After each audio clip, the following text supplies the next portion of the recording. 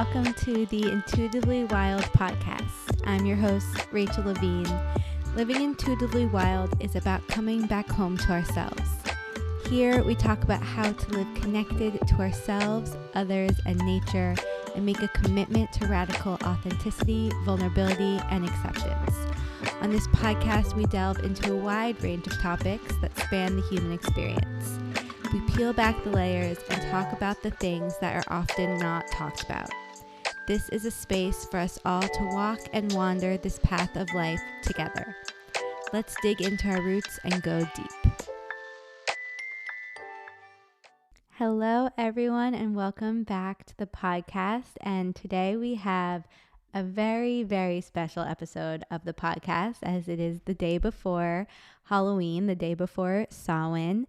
And of course, we had our ritual for Samhain last week, which I hope that you all loved as much as I did.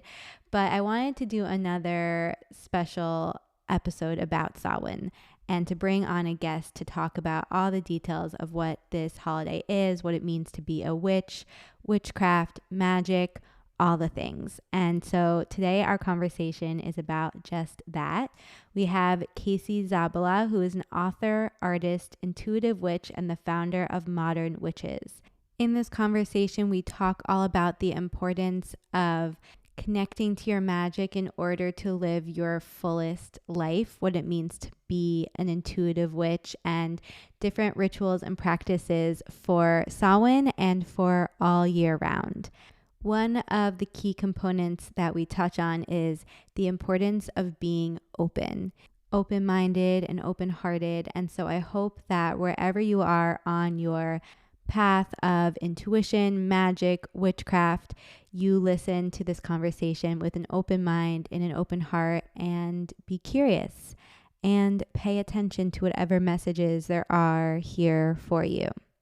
And with that being said, let's get into our magical episode with Casey.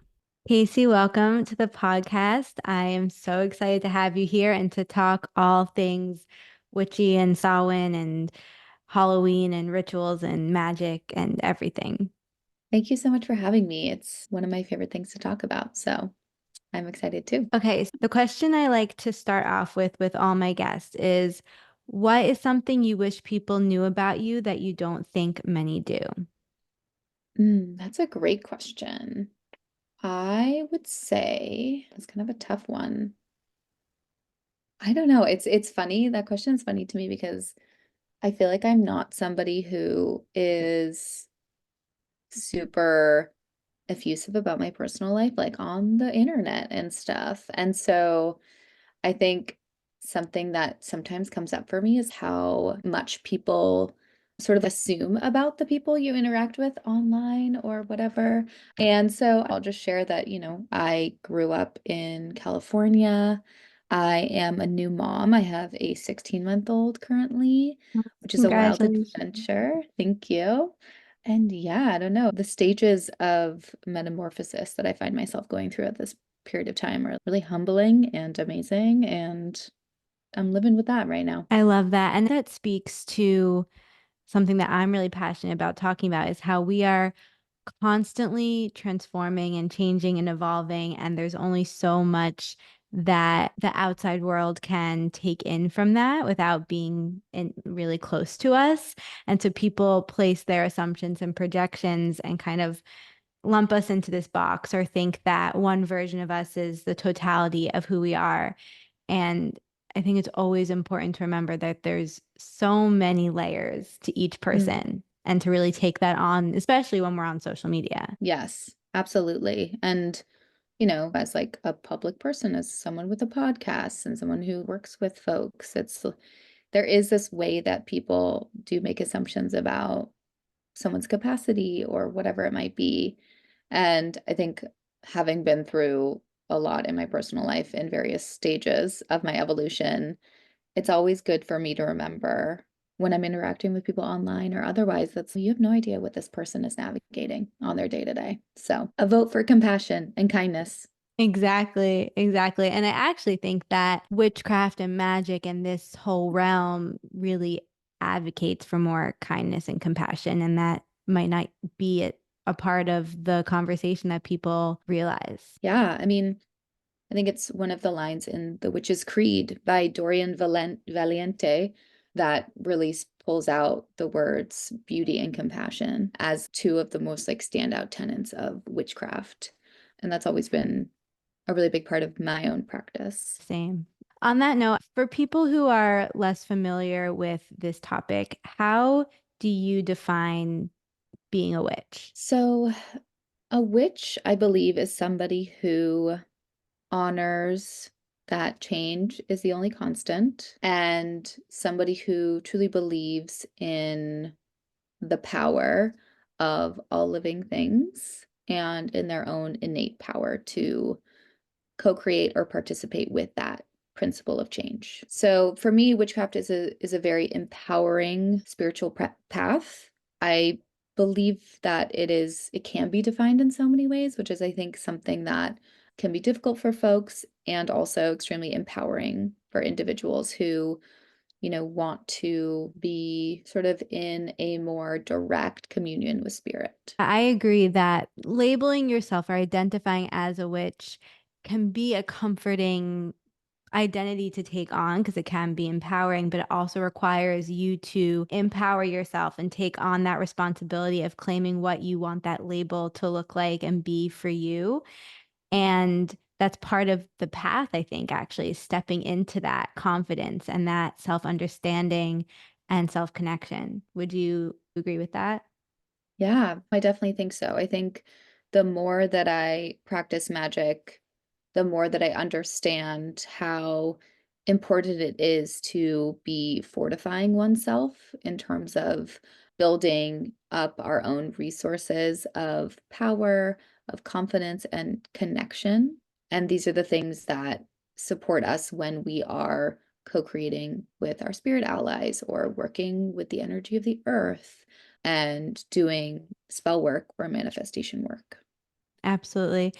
And a big part of my spiritual and magic practice is connecting to nature. I'm an herbalist. That's part of what I do. And that's a big way that I found magic and the way that I use it.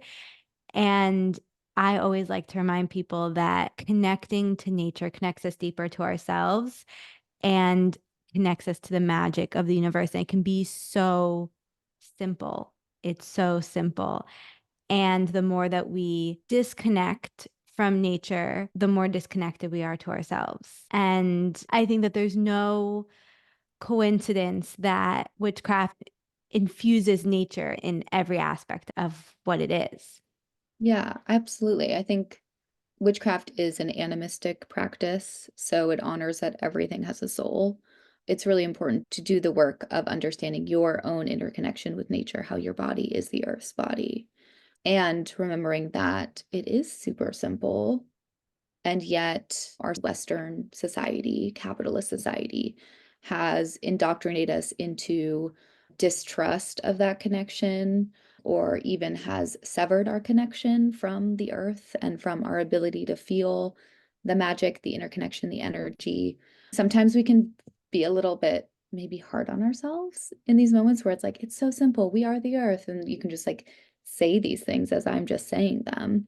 But there are a lot of artificial and energetic and real boundaries that have been created for us as individuals now to accessing that level of connection and re-enchantment. And one of the things that's important to me about practicing witchcraft now is that it always has been about honoring those energies of the earth and the unseen world. And practicing that at this time is actually quite a revolutionary act against the state, the government, and these systems that we are all indoctrinated by. Oh, absolutely. I completely agree. It has felt like a rebellion to reconnect to nature, to reconnect to my intuition, to my magic, to myself. I really feel like our society today is designed to disconnect us from all these elements, and reclaiming the power and reconnecting is a rebellion, is revolutionary, is what will change our world. And I'm so passionate about giving people any tools or insights or inspiration to step forward on that path for themselves. Yeah, and working with plants is such a powerful doorway into that work for so many reasons. Yeah. So, what was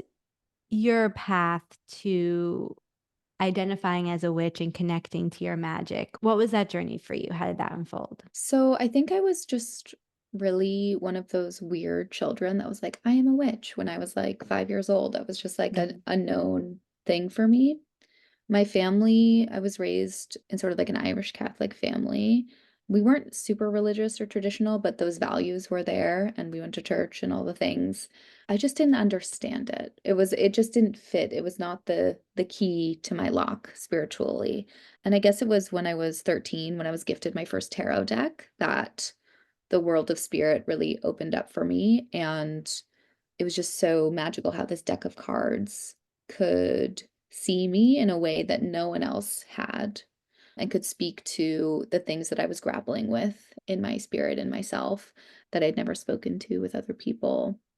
And so it really made me realize how we can commune with a host of spiritual intelligence that are not physically present, but are very much real and alive. And from there, I just really sort of gobbled up anything I could related to witchcraft, tarot, divination, and the world opened. And it's a wide world. The thing that I love about witchcraft the most is that I will forever be a student. So Yeah, I love that about it too.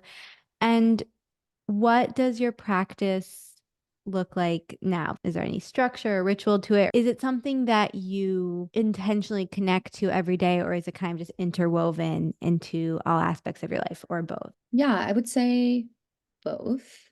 I mean, I think that as a practicing witch, like I also still exist within capitalism and feel the sort of drain of the need to be productive and to show up in society in these various ways. And what my practices do is that they root me back into my center and my spirit connection.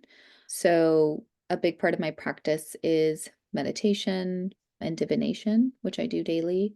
I also work with different spirit allies through meditation, through my divination work, that we sort of have this communal space we connect in. It feels less transactional than what I was taught around, like from a Christian upbringing with prayer. However, it is akin to a prayer practice where I'm tuning in with my spirit guides and attuning to what support is available to me in the moment. And in reciprocity, I have an altar practice where I feed these spirits and offer them space to be seen and known, because this is a part of what I believe as an animist and a witch is that, these spirits are alive and well, and they have a lot to teach us about the texture of the unseen world and how that very much influences and affects our seen reality, and giving them space to be appreciated and known and a part of our landscape feels like an important piece of the work for me. And then dream work is also a very big part of my practice. So I'm a very active dreamer. I do dream divination and work to weave my dreams into my waking life as part of my healing. I have so many things I want to say.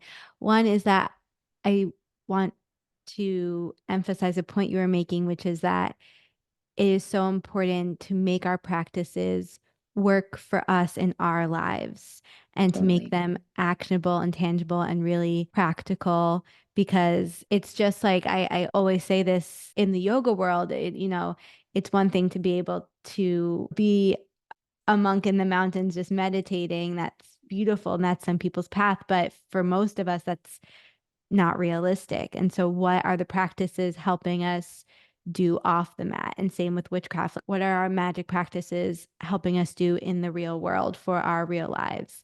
And that will be unique to every individual. And it's about finding our authentic embodiment of that. Absolutely. Yeah, I couldn't agree more with that. And then I wanted to talk to you about spirit guides, or you used a slightly different word for them, spirit allies. How did you connect to your spirit allies? And when you were first starting out, how did you form that relationship? I think being a dreamer has a big part of this for Mm. me. I've always been a very active dreamer. And I've always believed that my dreams were powerful because they felt powerful to me. They felt very real and important.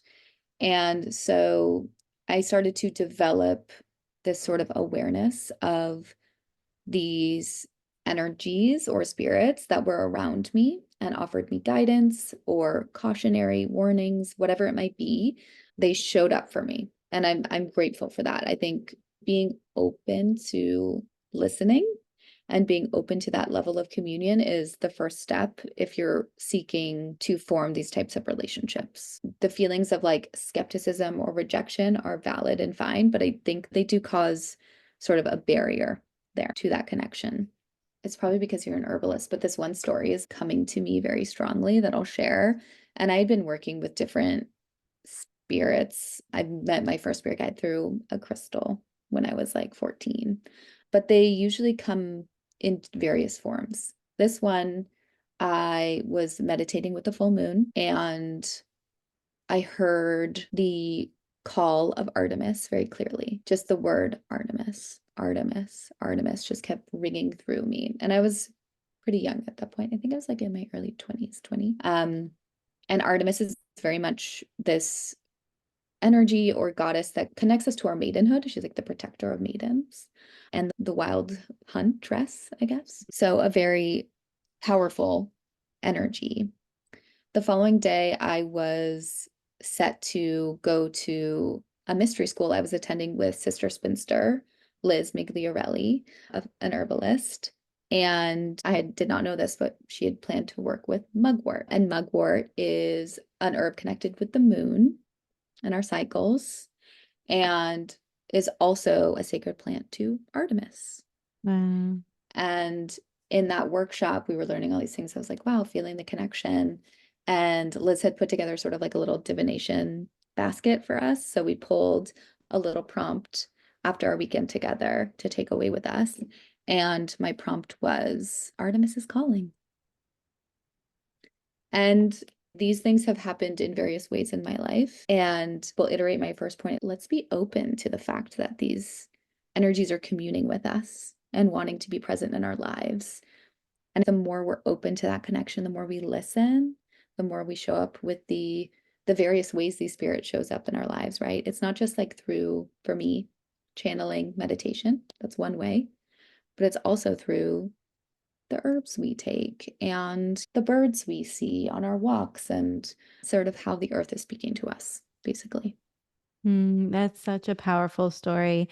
And it does speak to how messages will come to all of us in different ways, and our spirit allies will come to all of us in different ways. And really being able to be open to that, like you said, and paying attention. I think such a big part of witchcraft is paying attention. And a message I've been getting more and more often is to spend more time in silence. I'm someone who loves learning and researching and listening to podcasts, and that's beautiful. And at the same time, I need more time to just be with my own thoughts and to see what comes to me. Because that is when my spirit allies come to me, and when I feel most connected is when I'm in silence, when I'm just standing outside in nature and feeling the wind all around me, and finding those moments in our day where we can connect and finding where that happens for us. And we can only do that through being open, paying attention, and disconnecting from all the distractions around us. Absolutely. Yes. I mean, I think it's really important, especially all of us are taking in so much information now, more than our ancestors ever had dreamed of. So yeah, taking time to reconnect to center is like a very powerful and important act, and something that Celtic ancestors, Celtic people do around Samhain as well. I want to get into more specifically about Samhain in a second, but there was something I read in one of your Substack articles that spoke to me that I wanted to talk about really quickly. And you had said someone said to you, or you read, magic is about control and spirituality is about surrender. And you had said, my first thought was this person doesn't understand magic. And I completely agree. I'm someone who loves control. I can really try to cling on to control and like structure and routine. And I have found by embracing magic and witchcraft more and more, it has helped me release that need for control. Yeah, it's had the opposite effect on my life. And I believe that magic is kind of a collaborative relationship with nature and with the world around us. And we have to have the surrender and the trust and that more flowing energy in order to connect to that. Oh, yeah, I absolutely believe that. It's always nice to hear when someone kind of affirms that magic sort of loosens things in their life in a positive way, because I do think that it goes back to this idea of participation. Like we are having a conversation with our spirits. That spirit is reaching out to affirm that enchantment, that connection that we have through the veil. And it can be really important to remember when we're practicing magic, especially spell work, manifestation work of that kind. We're putting the energy and our desires out into the world, and we're seeing how the world participates and meets those desires. Sometimes I've had spells work in ways that are really surprising to me and not in the way I'd intended them to come to fruition, because that is what my life in the world had capacity for, how they had capacity for me to show up, how my energy could show up in the container that was available with the energies available to me. So I think that's a really important thing to think about when you're practicing magic. It's not like I want X amount and it's going to just like magically appear. It's more like, okay, this is your true desire. What will it feel like to stand in that power? What will it feel like to hold what you're asking for? And so there is a way that it for me, magic is like kind of a reality principle effect, where it's like, okay, this is what I actually am energetically attuning to in this moment. Yeah, I agree with that. And I think that that's a really, really good way to look at it. And for me, there's so many different layers to it. I believe to practice ethically and also most powerfully, we have to be connected to what our intentions are and be honest with ourselves about why we want what we want and what we truly want, and like and where that is all coming from. And then we have to engage in the practice of our rituals and our witchcraft, and there's structure to that. And so it's grounding. It's a grounded practice. And then after, we have to release and lean into the surrender and the trust. And that's where more of the flow and the openness comes in, and that communication. So I feel like there's like all these different layers, and it's the lessons that we need to learn to be a fully in tuned and intuitive human and witch. Yeah, trust is a big part of the process. And if you have expectations that are set in stone or in some way rigid, that's going to be tricky for the magic to work. I agree. Okay. So, Sawin, again, for someone who doesn't know anything about these traditions and these holidays or these magical times, how would you explain Samhain to someone? So Samhain is a festival of Celtic origin that falls between the autumn equinox and the winter solstice. So it's a cross-quarter festival. And cross-quarter festivals are typically fire festivals as well, or connected with fire in some way. And Samhain meets us right at the moment where the darkness kind of takes hold. In the Celtic tradition, this is also known as the time when the Cailleach sort of stands in her power. And the Cailleach is the hag of winter, or the goddess of winter, who is sort of like a fearsome, stern crone figure in the Celtic pantheon who rules over winter. So winter is their time. And with this comes the dark season. It's a big shift moment for our ancestors, for us as well, as we tune into what winter can do for us from a nourishing standpoint, from our modern perspective. And also, Samhain is traditionally very much connected to honoring and having reverence for the unseen world. So It's a time when the veil is thin. It's a time when the fae folk are on their wild hunt, roaming the countryside. And it's a time for ancestral reverence. So those are the very much like the roots of Samhain. And of course, this tradition or this cross-quarter festival is the root of our modern Halloween, Yeah. which has morphed considerably. Yes. Absolutely. And again, what you just said puts an emphasis on how all of these holidays and events from the Wheel of the Year that many witches celebrate and acknowledge are so connected to nature and to the energetic and physical, tangible shifts that are happening around us. And they allow us to honor that and lean into that and embody that and acknowledge that as nature is shifting, we're shifting. And there's that relationship, there's that connection, and there's that magic within that. Absolutely. I think the Wheel of the Year as sort of energetic map for folks to follow feels like a really lovely way to practice some small form of anti-capitalism where we really are thinking about the Earth's natural cycles, cycles of rest and increase, and how we can live our lives more in attune with the Earth and our ancestors as well. Absolutely. I mean, for me, embracing living aligned with the Wheel of the Year came at the same time as embracing seasonal living. And that has transformed my life, Mm. living aligned with those two things. And it really does, again, feel like another rebellious, revolutionary act of deciding that we're not meant to be consistent and have the same energetic output and show up the same every single day. We have our own internal seasons and cycles, and they are very much correlated with what's happening around us.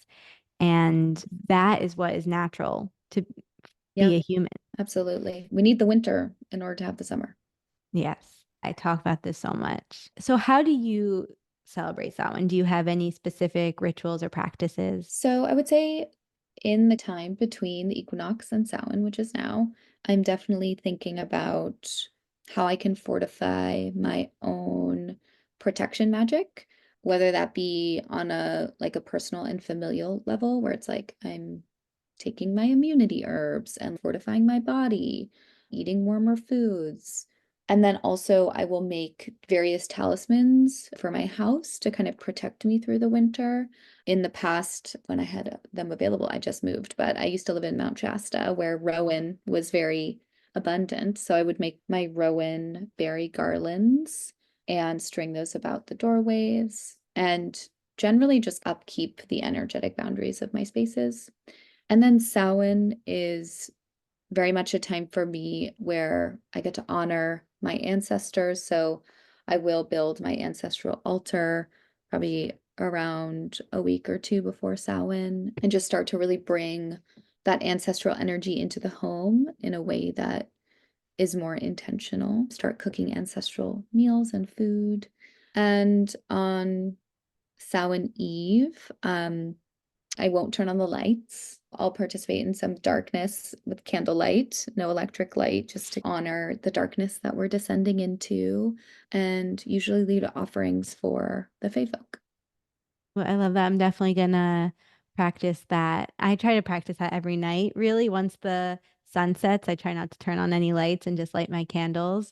And so I love that practice for Samhain. Something maybe I should have asked earlier on when we were defining our other terms, but I mean, I believe words are so powerful, and I know that you're a writer as well. And I do think that there's a connection between writing and magic and the spelling of it all. Mm.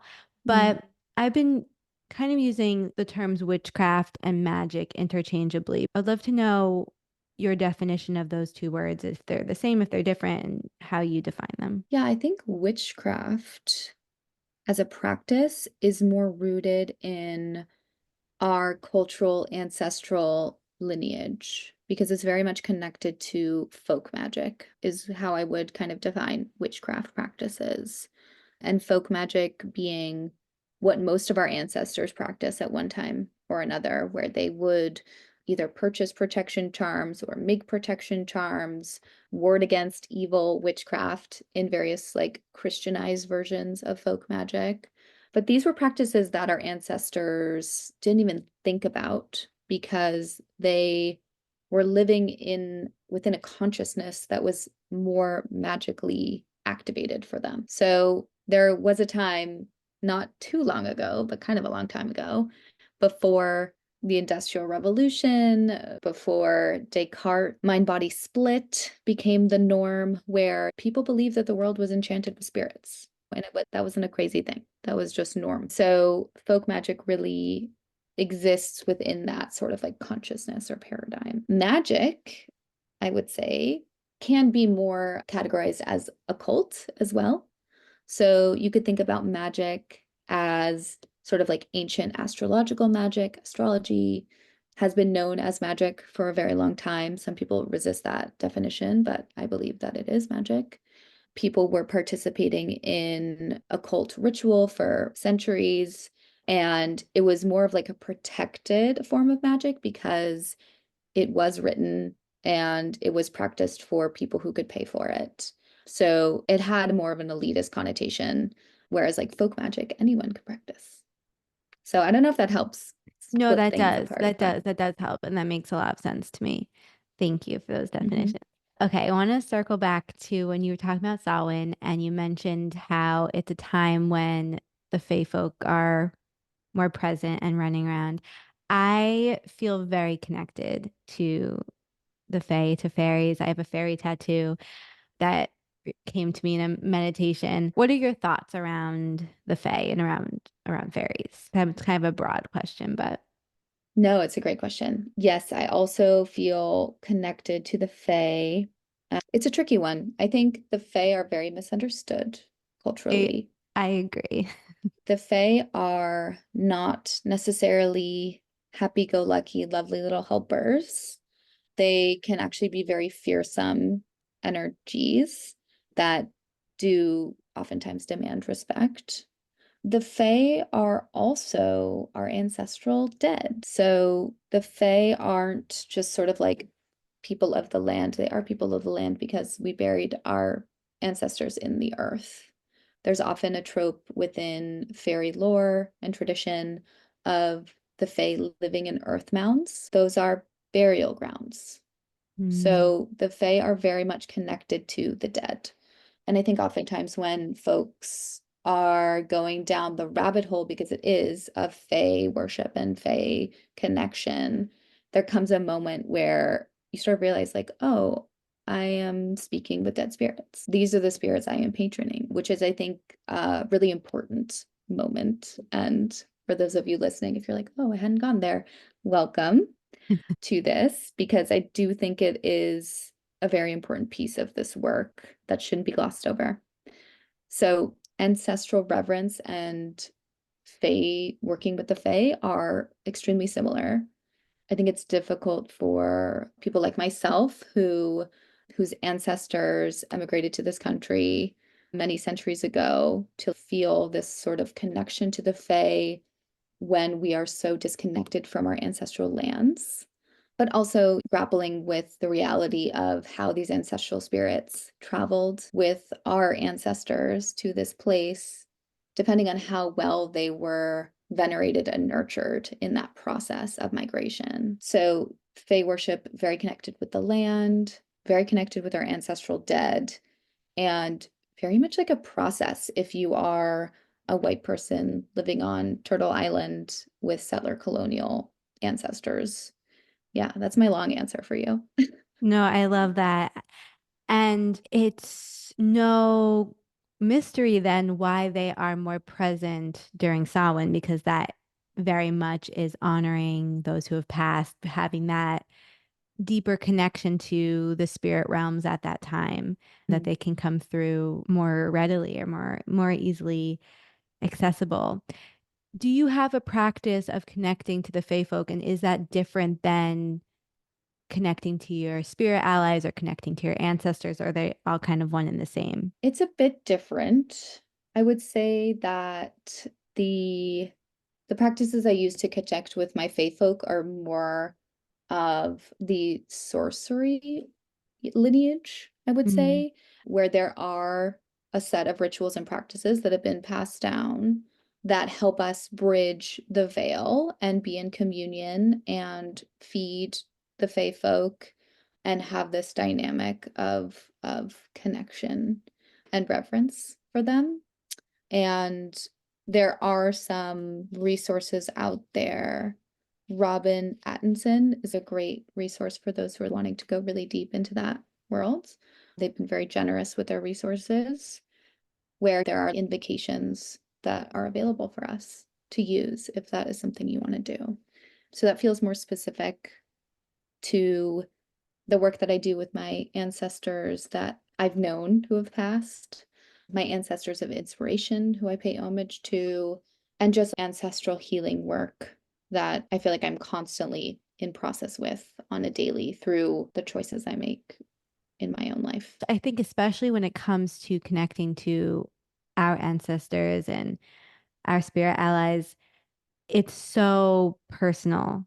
And it really, again, it comes back to what we were talking about before. It requires us to get silent and get to know ourselves and kind of pay attention to what's showing up for us and what our path is like to connecting to these different guides and energies all around us.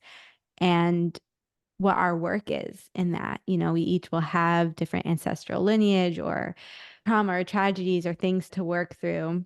It's a matter of us being open to welcoming that in. Yeah, and feeling safe in that work too. I will say, I think the Fae energy can like lead us down these rabbit holes because it is very ancient and wild. And I've definitely been elf shot in my own way and gotten lost. So it is important to stay grounded and to have reverence for whatever it is that you are wanting to be in relationship with. So always leave offering and never eat the fairy folk food. That's my advice. Good advice. And that is why I think that having consistent rituals built into our life that continue to ground us is really important, alongside any other witchcraft or magic that we are engaging with. I think grounding rituals, again, help it serve our real world life Mhm. versus letting us kind of get lost in the airiness of it all. Absolutely. And I think just connecting with the land where you are is a really great place to start with all of this too. Is just like the very basic practice of sitting out, like spending time in nature, in silence, and just honoring what you're experiencing is all you need to do, really. So, I completely agree. And that's another way to feel safe because when we can have that sense of grounding and connection to the world around us and to ourselves and create that protection within ourselves in our environment, we can feel safe to do all the other things. mm. So you call yourself an intuitive witch, which I would call myself as well. What does that mean to you? So, as an intuitive witch, that's part of my way of signaling that I am an intuitive that is of service to the community. Part of my work is offering intuitive guidance to folks. And in that practice, I am offering up my own intuition to invite in your higher self, your intuition, your guides, give them a grounding space to be present with you and to hopefully strengthen my clients' own connection to their intuitive selves. I really believe that we are all intuitive individuals. It just has been taught out of us, essentially. And the work I do as an intuitive witch is to help everyone connect with their intuition, to formulate their own practices to help them do so, and to be open, as we've been talking about, to the messages, to the guidance that folks, spirits, and allies want them to have access to. That's a big part of the work I do as well. And I completely agree that it's all about bringing people into deeper connection with their own intuition and building that trust and relationship and confidence in it. So, if you were to offer one tip to help people connect to their intuition in this moment or after listening to this podcast, does anything come to mind for you? I would say finding more spaces in your life where you can recenter your energy. What I've been noticing with peers, clients, the world, is how scattered we are energetically. And in order to be intuitive, it's really important to be rooted in ourselves, to have awareness of what our intuitive senses are and how they interact with us, how they communicate to us and to the world around us. And we can't necessarily do that if we are feeling like our energy is very diffuse and scattered.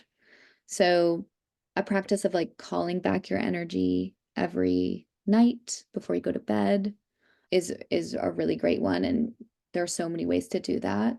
And I think this also really helps us if we can be connected to the earth in the same breath. So, feeling rooted wherever you are, letting your awareness really like drop down into the earth and calling back your energy so that you can reset and stay present really with yourself because there's a lot of things to track right now.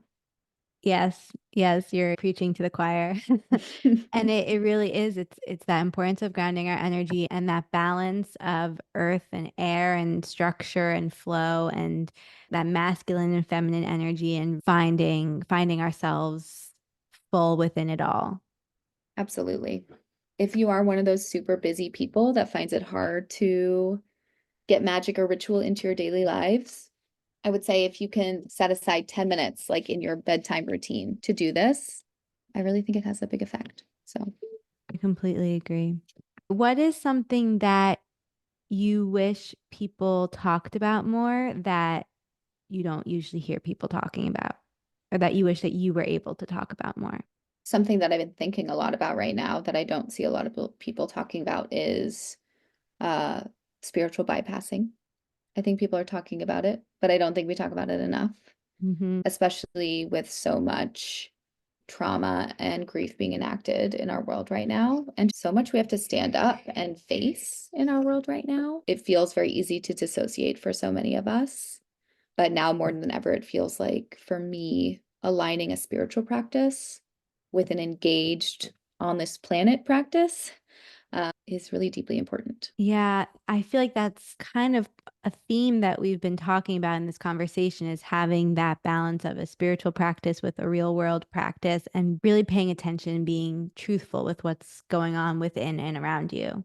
The spiritual work I do is helping me to show up better for other people, and show up better for the people that need the most support right now. That's really an important thing as a spiritual person. My spiritual practice is not separate from what's happening in the world. My spiritual practice allows me to show up for what's happening in the world. And what I do in my meditations directly affect the energy of how other people are showing up in the world.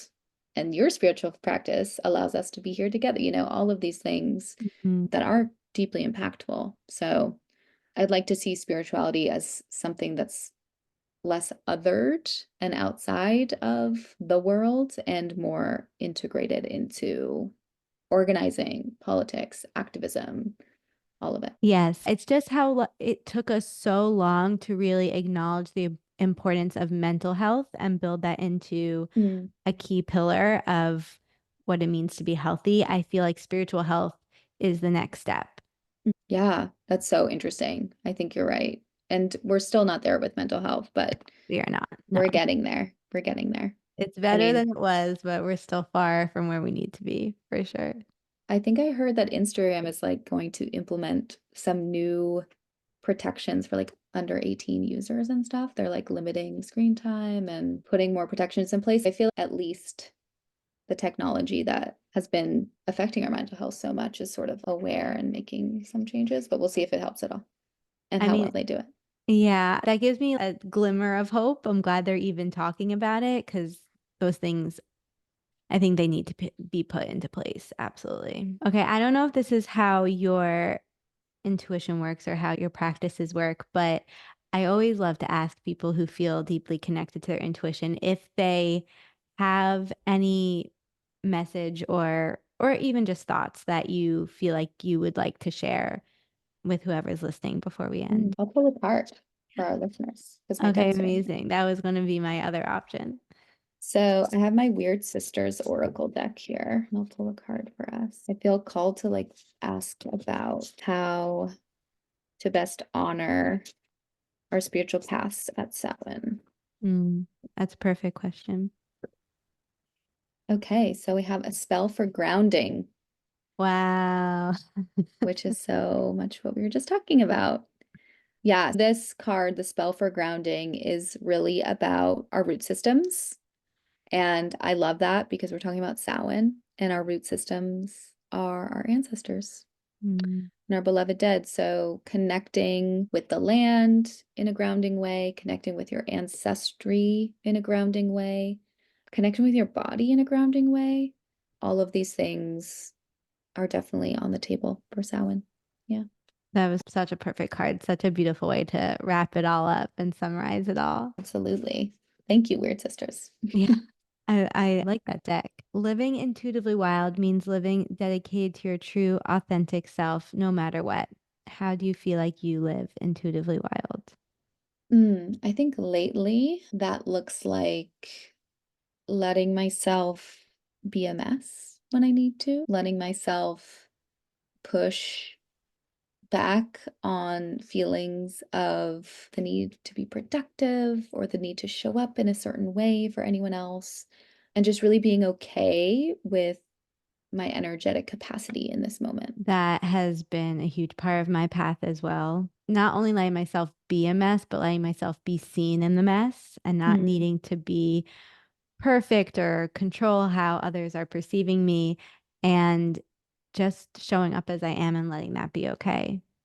yeah, it's not an easy thing in No. this culture we've been indoctrinated by. Also, the pushing back on the feelings of needing to be productive. Huge. I mean, I just was writing a piece about how doing nothing is not a waste of time. Hmm. That also speaks to what we were talking about having more space for silence and just being outside with nature and grounding.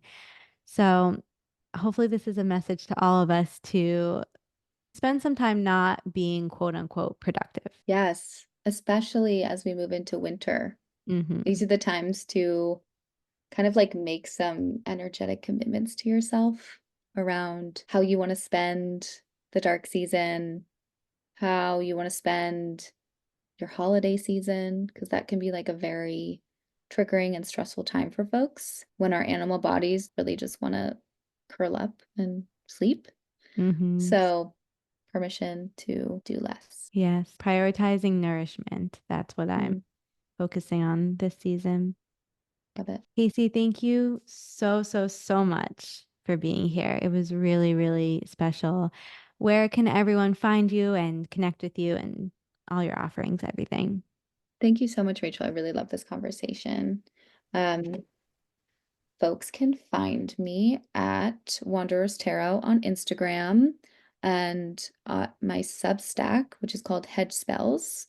I'm also the founder of the Witches Confluence, and we're hosting a symposium for magical folks over Samhain. So we'll have some online content happening October 27th through the 30th. And we'll be recording some of our in-person workshops on November 2nd. So if you're in the Bay Area, San Francisco, I don't know if this will be published around then, but if you want to join us, come through. We have tickets so you can experience some of the amazing workshops that are happening, or you can come to our magical marketplace, which is free and open to the public and really fun. So, yeah. I will definitely be looking into those virtual options. I wish I could go to that in person, but all sounds amazing. Thank you. Thank you again so much. Thank you so much and take care. Thank you so much for joining me on this episode of Intuitively Wild, the podcast. I hope it helped deepen your connection to yourself, sparked some insights, and inspired you to live intuitively wild.